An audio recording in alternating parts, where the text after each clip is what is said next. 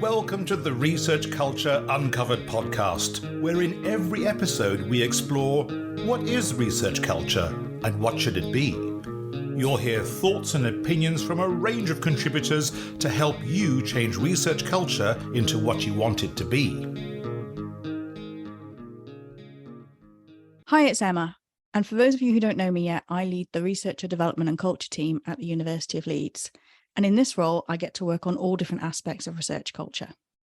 You're joining us in season 1 of our Research Culture Uncovered podcast, where we're getting to know our co-hosts in a bit more detail before they go on to host seasons of their own.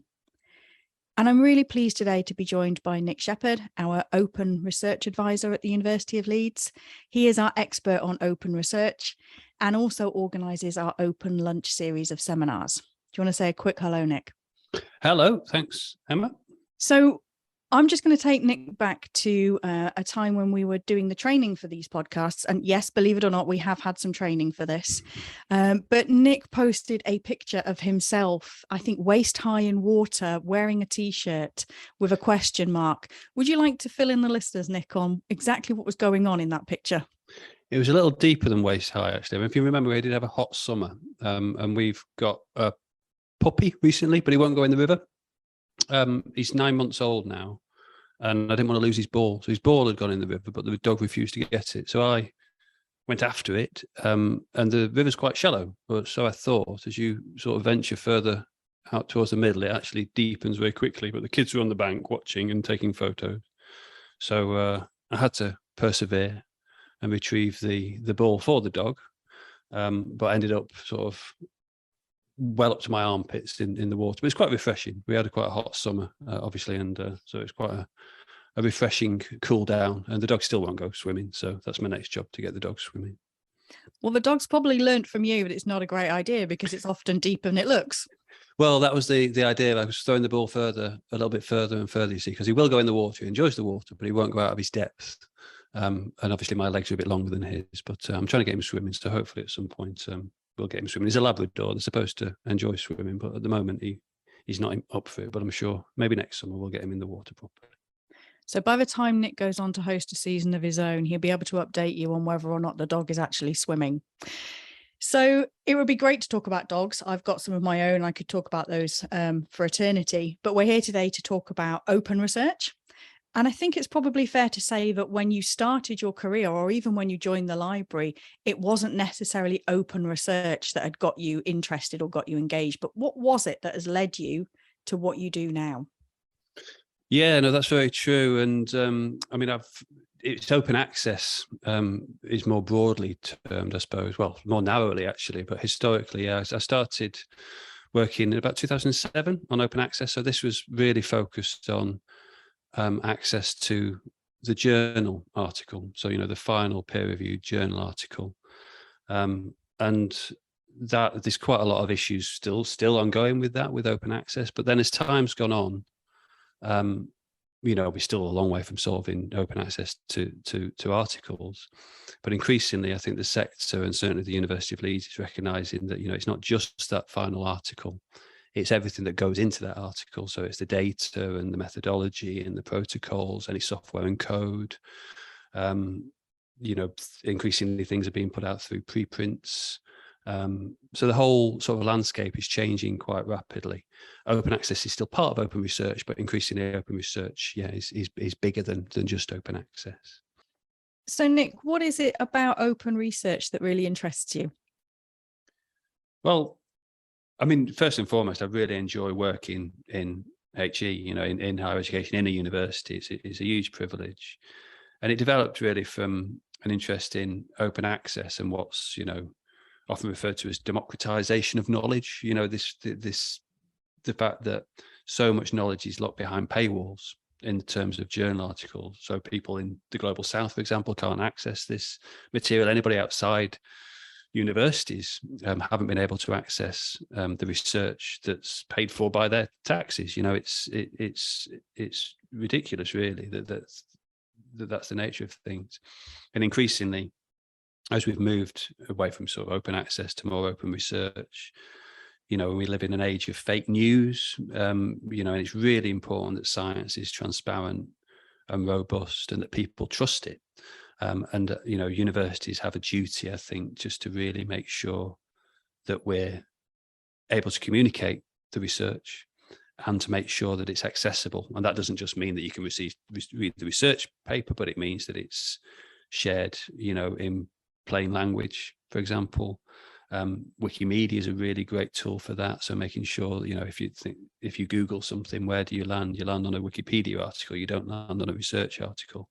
So it's really important that we in the university make sure that Wikipedia is properly cited, for example, with primary sources, that kind of thing. And yeah, there's just such a broad range of issues in open research, whether it's open access, open and fair data. So again, we often talk about open data, but fair data. Often data can't be open, but it can be fair because it might be restricted due to ethical reasons or contractual reasons, but it can be fair, which is findable, accessible, interoperable, and reusable. Citizen science, responsible metrics, social media, blogs, plain language summaries, all of this which can aid sort of collaboration. And really just trying to think of everything as a first-class research object. So not just the final research article, but everything that goes into making that article. It is just so much to get your teeth stuck into, really, with this stuff. So you've mentioned an awful lot there that comes underneath this umbrella term. And I think it's probably fair to say that our researchers may not be as clued up as we need them to be, or as they need to be, in terms of what open research is. What do you think the main challenges are that the researchers are facing?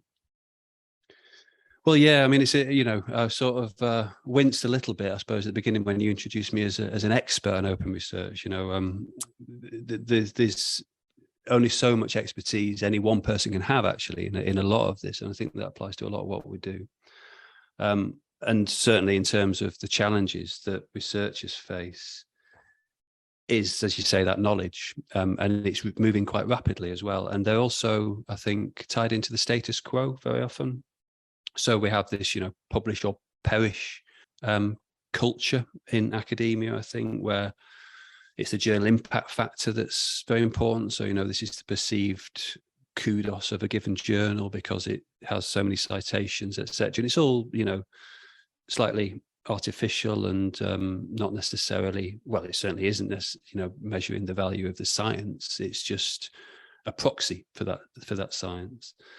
But inevitably, that's where our culture is at the moment, academic culture. And I think trying to encourage researchers to think beyond that, when that is, after all, their bread and butter, and that's what they're employed for very often, in terms of getting those journal articles in high impact journals. So when we're trying to encourage them to think about the broader picture, getting things out through preprints or sharing their data and code, and all the other things that go with open research, I think just getting them to, first of all, understand what those issues are, and secondly, to actually have the time, given they're so busy with everything else in their day jobs, and this is extra, really. So yeah, there's lots of challenges in that area. So what, given the role that you have at the university, what do you think we're actually doing well at Leeds? What are we doing to support our researchers to maybe enable them to have more time to do this, or to show them the benefits of doing that? I think we're doing a lot of good awareness raising. I think that's perhaps where we are as a sector at the moment, to be honest, in terms of open research. There's lots of great communities at Leeds, lots of great conversations, and I think that's a big part of open research and culture generally. Research culture generally has been able to discuss the issues, and very often, perhaps in the past or even now, big organizations can impose a policy from the top. This is open access is perhaps a good example where the research funders sort of said, your research has to be open access, without necessarily engaging with the people that impacts. And what I think we're trying to do now at Leeds and across the sector more generally is talk to people, understand people's concerns about how open research might impact their career options, for example, or, worries that may be unfounded, they may be founded, in the culture that they're working in, and really trying to take people with you on that journey. So I think that's the main area I'd say that we're really trying to focus on at the moment is that dialogue and conversation. Lots of enthusiasm as well at Leeds. That's it's a privilege often to work in a university, and you meet lots of different people working in different disciplines in different areas and lots of different ideas. And it's that enthusiasm, I think, that's really pushing to the fore at the moment. But yeah, awareness raising is perhaps where we are at the moment. But we are trying to lead that discussion, both at the university, through the library and in the sector as a whole. And yeah, there's lots of great discussions going on. So you mentioned there very briefly about the different disciplines that we have at Leeds, and we have we have 7 different faculties. We have lots of disciplines. Do you think there are any clear differences between the levels of awareness or engagement between those disciplines? It's difficult to say, and I suppose again, I think there are, yes, and it tends to be from a STEM perspective, so science, technology, engineering, and medicine perspective, that open research has perhaps been mostly discussed, less so perhaps in the humanities, for example. But it returns to you introduced me, I suppose, as an expert, but obviously as I often say, I've got a bachelor's degree in English. I can read, and when we're working in a big research intensive university, with, I don't know, electron microscopy or French history or, genetics or whatever it may be, I'm clearly not an expert in those fields. And trying to, big part of my job is trying to elicit what those issues may be in a specific discipline and trying to explore those in different disciplinary contexts. But more generally, yeah, I think there is perhaps a difference in awareness or even how it's applicable. So we often talk about reproducible research, to the extent to which research can be reproduced, which is one thing in the STEM disciplines, in the sciences. But does that even make sense in the humanities? Can you reproduce, or can you even seek to reproduce research results in the same way in the humanities as you would in the sciences? I think the context is so different that it doesn't necessarily make sense to even talk about it in the same context. And that's part of our challenge as central services supporting a big research intensive university. But yeah, by and large, I think there is a more, it's come from STEM subjects, and trying to extend that through to the social sciences, the humanities, can be a challenge. And Nick keeps saying he's not an expert, but trust me, when we need anything to do with open research, Nick is our expert. So he's he's doing himself a disservice here. Well, I am, but at the same time, I'm just trying to emphasize and I think this is a big part of culture for me, the fact that, a university is full of experts, but without the collaboration between those experts, you can't actually, you achieve a lot less. And I think that's one of the actual driving ethos of open research, is that collaboration amongst experts is greater than the sum of its parts. So yeah, I'm trying to be less self-deprecating, but there is a serious point. He's linked really well back to collaboration, which is what I talk about in my episode, where, in order for our researchers and our institutions to thrive, we need to move away from that competitive nature, often driven by the research output, and more towards that collaboration. So Nick, you've mentioned as well about working across the sector, and I know you're engaged with lots of different groups and work that's going on. What changes are you seeing coming from them that might be applicable to what we're trying to do? Well, again, there's a lot of dialogue, a lot of conversation going on, a lot of different communities that I'm and colleagues are engaged with. I've got lots of colleagues at other universities in similar roles to my own, in libraries, for example. And lots of really interesting grassroots activity. So one of the main ones is an organisation called UKRN, the UK Reproducibility Network, which again is a grassroots organisation that came out of the University of Bristol initially, I think, but it's got a wide representation across HE now.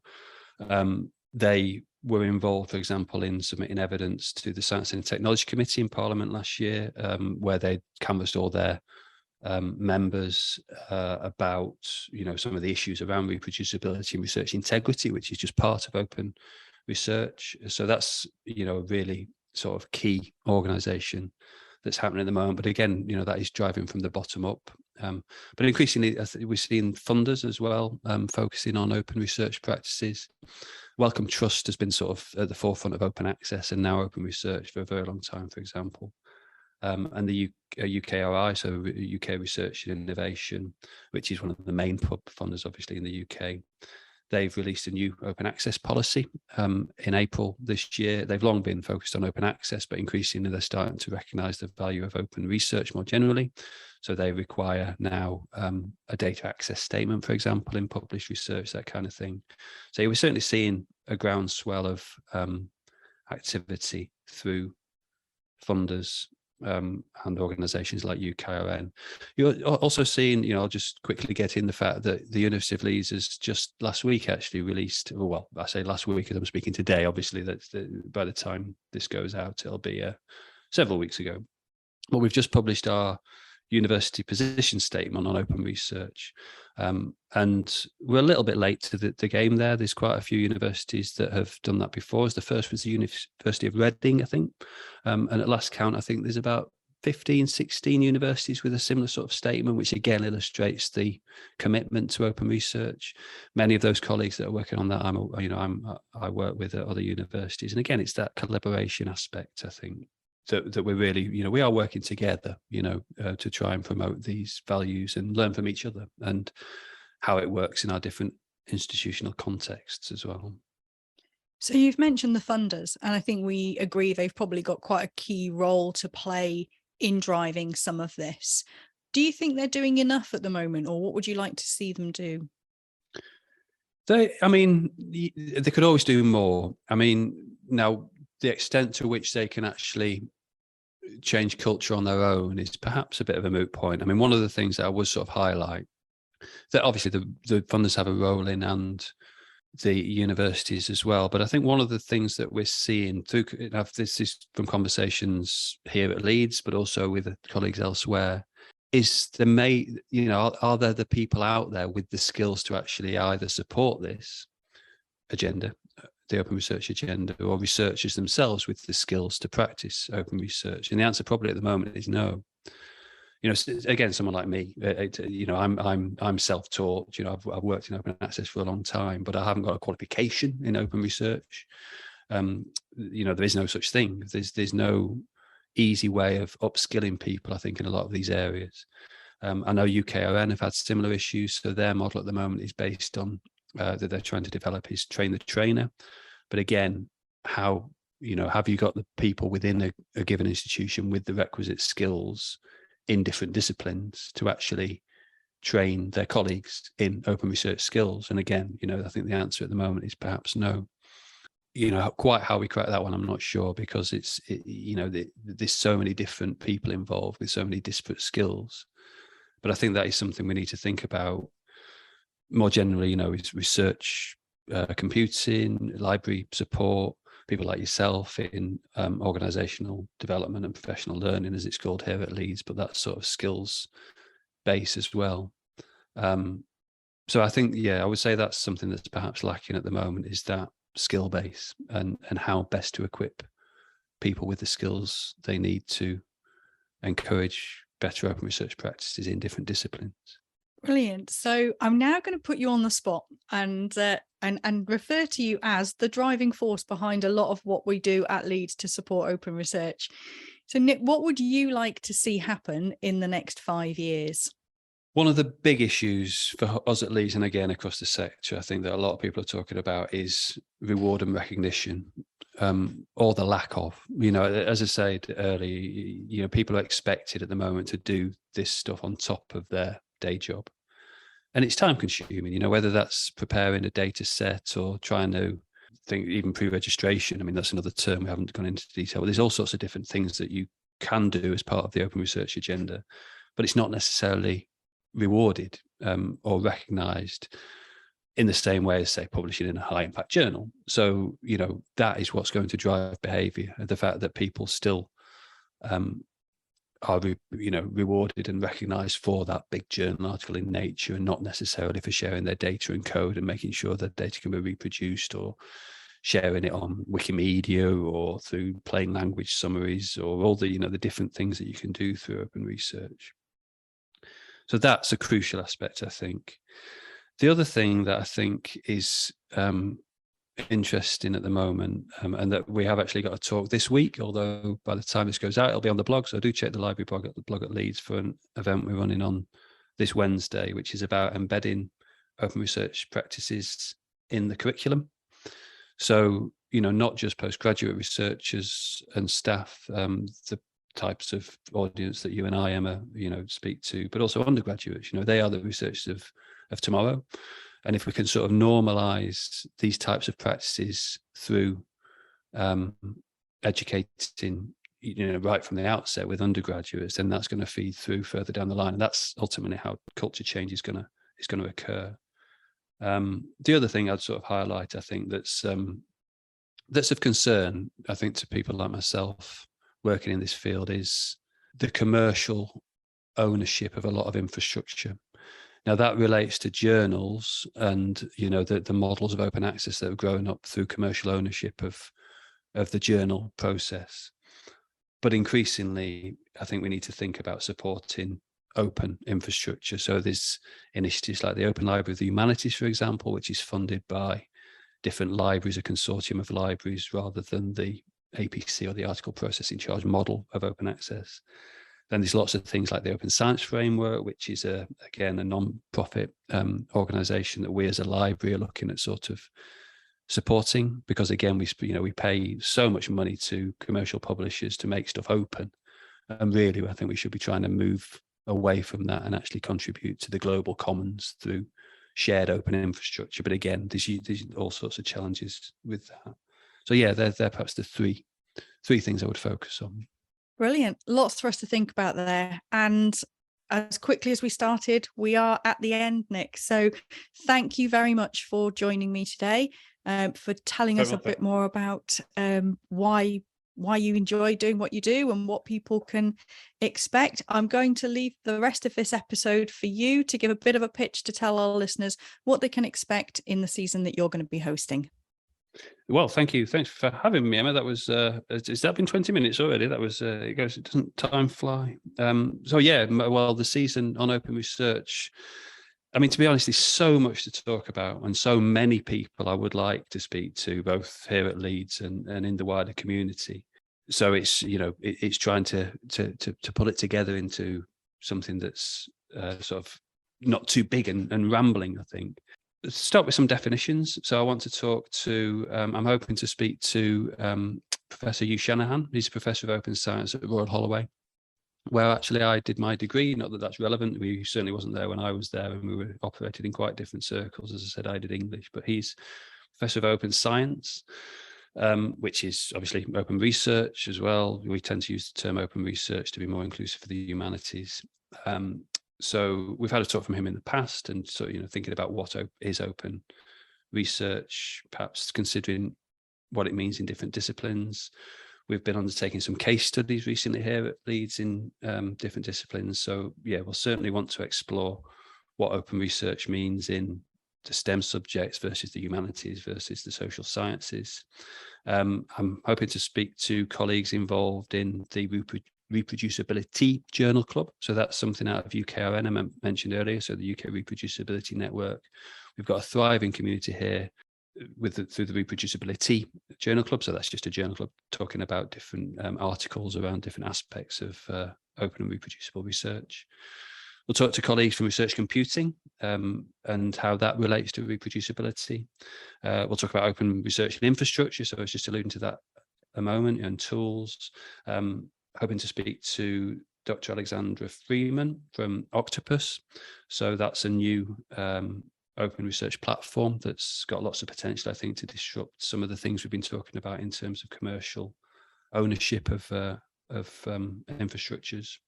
We'll talk to a colleague about open research in the curriculum. Again, as just referred to, open education we haven't even talked about. So open education is another big aspect that I'm keen to talk to colleagues about, and we're doing a lot of work there and trying to join up open education with open research and open science, and just really promoting an open approach. Responsible research assessment, so things like DORA, so the Declaration on Research Assessment we'll talk about, and Wikimedia and open research. So there's absolutely loads to talk about, as I say. very looking forward to speaking to different colleagues, and hope to speak to you soon. Thank you. Thanks for listening to the Research Culture Uncovered podcast. Please subscribe so you never miss out on our brand new episodes. And if you're enjoying the discussions, give us some love by dropping a 5-star rating and written review, as it helps other research culturists find us. And please share with a friend and show them how to subscribe. Email us at academicdev@leeds.ac.uk. Thanks for listening, and here's to you and your research culture.